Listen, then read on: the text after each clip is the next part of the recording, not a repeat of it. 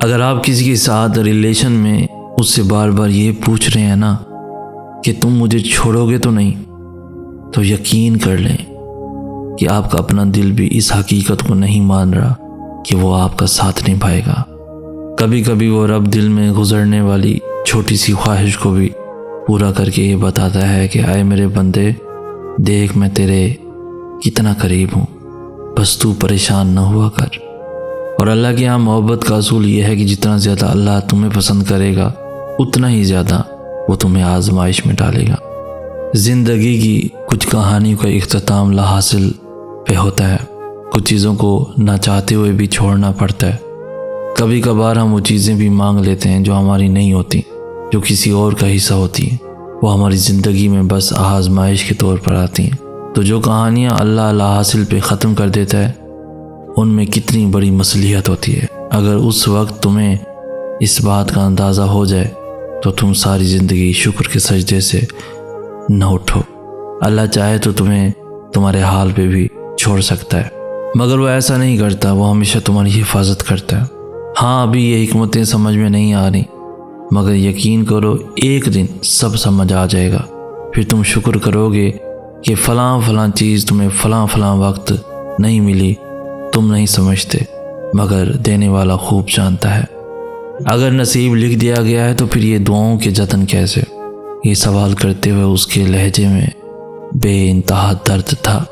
कुछ चीज़ें आजमाइश होती हैं, मैंने उसका हाथ थामते हुए कहा, इसलिए अल्लाह उनका खाना नसीब में खाली छोड़ देता है, क्योंकि उसको इल्म होता है कि मेरा एक जला सा बंदा ऐसा है जिसने मुझ तक आना तो है मगर ढेर सारी ठोकरों के बाद। इसलिए वो उन चीज़ों को तुम्हारे लिए नसीब में नहीं रखता, वो उन्हें दुआओं में छुपा देता है कि इन चीज़ों की खोज के बहाने निकलोगे तो उसे भी तलाश कर लोगे। यूँ आजमाइश का हक भी अदा हो जाएगा और तुम्हें तुम्हारा इनाम भी मिल जाएगा।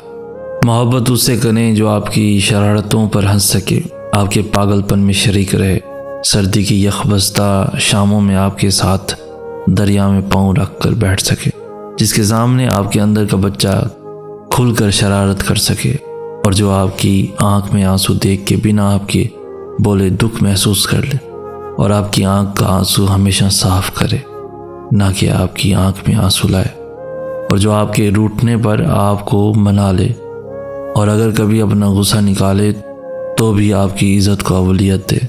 मोहब्बत में रूठे को मनाने में देर न करे।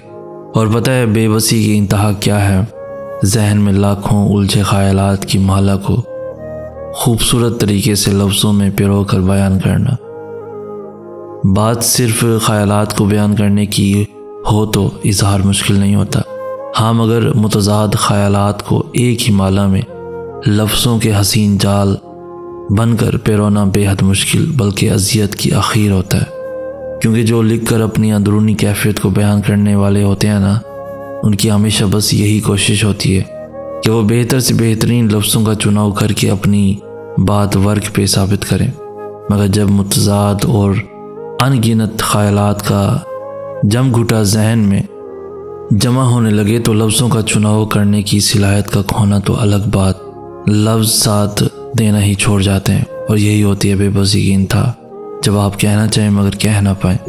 बिल्कुल वैसे ही कैफियत होती है जैसे ख्वाब में इंसान किसी अपने की मौत के मातम पर चीख कर अंतर की अजियत आवाज़ के ज़रिए बाहर उंडेलने की कोशिश करता है, मगर आपकी आवाज़ अंदर दब के रह जाती है। कितनी आर्जी थी रौनकें, कितना खामोश अब ये ज़माना है, बहुत कर ली ख़ताएँ, अब रूठे हुए रब को मनाना है। हालात बता रहे हैं कि बहुत मुख्तसर ज़िंदगी का फसाना है, निशान भी ना रहेगा बाकी, सब कुछ यूँ मिट जाना है। फिर रख कर रब पर यकीन की डोरी ज़िंदगी को बढ़ाया जाता है। टूट जाए जब इंसान तो फिर उसको और आजमाया जाता है। साथ छोड़ता नहीं वो रब कभी भी, बस सब्र का इम्तिहान लिया जाता है। हार जाए तो हार जाए, जीत जाए जो तो उनको रब मिल जाया करता है। भीगी हुई आंखों और हंसते हुए होंठ, फिर उसको दिल का हाल बताया जाता है। ले आए जिनको मोहब्बत रब के इश्क में, ऐसे वली वालों को फिर अपना आप बताया जाता है। ख्वाहिश हर मोड़ पर साथ छोड़ जाती है, सांसें चलती हैं फ़कत, फिर बस एक रब को मनाया जाता है, बस फिर एक रब को मनाया जाता है। ज़िंदगी में ऐसे बहुत से लोग होते हैं जो बहुत अच्छे मिजाज के हामिल होते हैं, मगर फिर भी हमारा उनसे निभा नहीं हो पाता।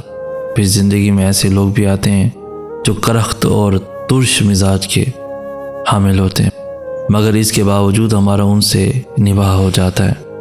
जानते हो इसका मतलब क्या होता है? इसका मतलब है अल्लाह बाज़ लोगों को बाज़ लोगों के लिए मखसूस कर देता है, चाहे उनके मिजाज में तज़ाद ही क्यों ना हो, पर फिर अल्लाह बाज़ लोगों से दूर कर देता है, चाहे वो एक जैसे क्यों ना हो। इसलिए ज़िंदगी में अगर कभी भी तुम्हें किसी दोस्त या किसी महबूब को खोना पड़े तो मायूस मत होना, इसे अल्लाह की तकसीम समझकर सर झुका लेना।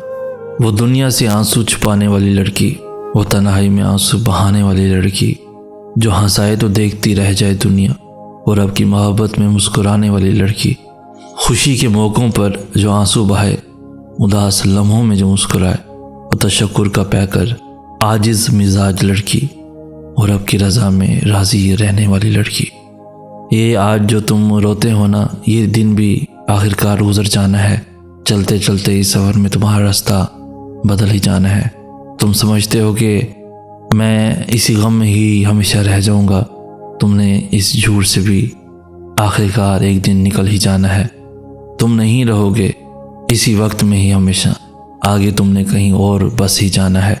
इसी तकलीफ़ ने तुम्हें अभी और सिखाना है, इसके बाद फिर तुम्हें सुकून मिल ही जाना है।